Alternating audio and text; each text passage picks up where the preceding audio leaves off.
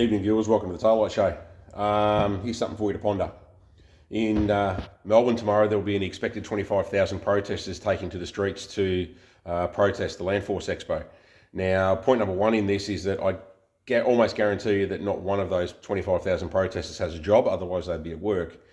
So they'll be creating merry havoc on the streets of Melbourne and restricting people's activities during their normal work day.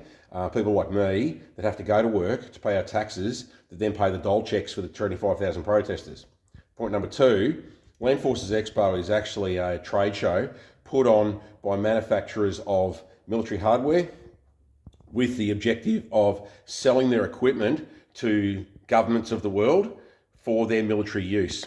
One of those governments that will no doubt be there, seeing as it's being hosted in Melbourne, will be the Australian government looking for military hardware to improve our ADF capabilities.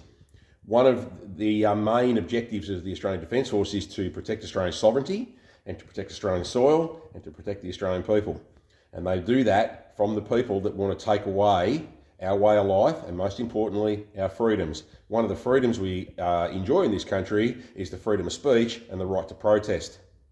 So without the military having the hardware that these knuckleheads want to actually protest against, they wouldn't have the ability to have their freedom of speech and carry out their protests.